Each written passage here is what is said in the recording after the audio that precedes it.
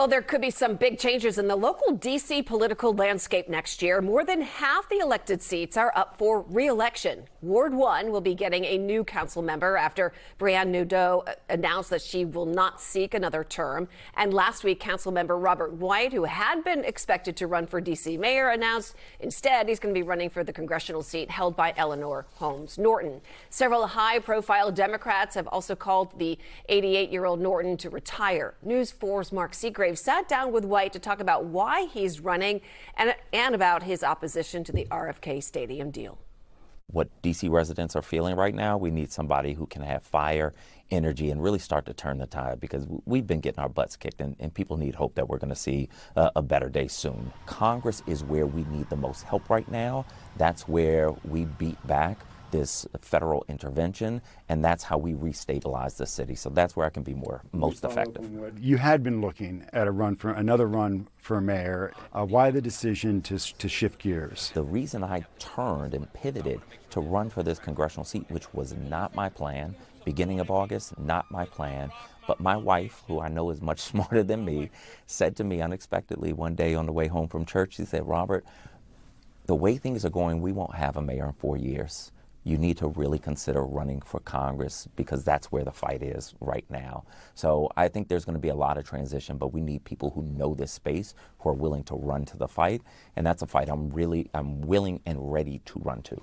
Let me follow up on what your wife's advice, thinking that there may not be a mayor in 4 years.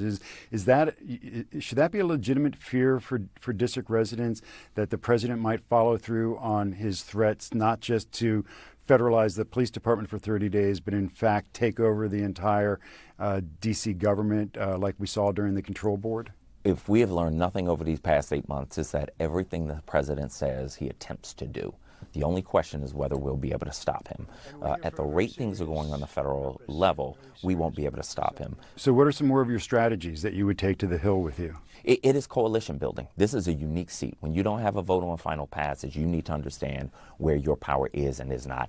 I learned a lot of that working with Congresswoman Norton for over 5 years as her legislative counsel. But one of the things that we have to do a lot better, that I can do on the Hill, is building coalitions. Coalitions in Congress, but also national coalitions, and bringing them to the front lines of our fights. Well, let's talk about building coalitions. You didn't have a lot of success on football amendments. You had 5 amendments. You were critical of the whole deal. You really pushed for more accountability and more give from the team, particularly in community benefits. But you weren't able to muster more than 4 votes for any of those amendments. What would you say to critics that says about your ability to build coalitions on Congress if you had trouble doing it with the 13 members you sit shoulder to shoulder with every day?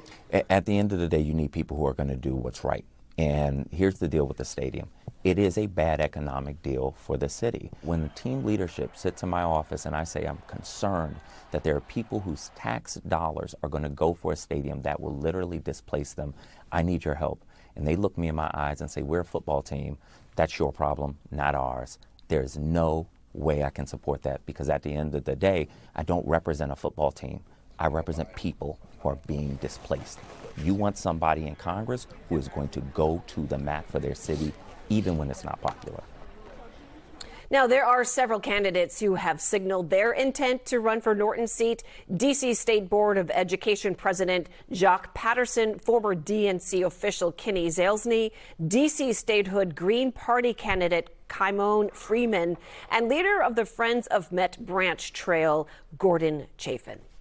And coming up at 6, more of Mark's conversation with Councilmember White, including whether he would support the stadium development if he's elected to Congress. And White talks about his conversation with his former boss, Eleanor Holmes Norton, who he now wants to unseat.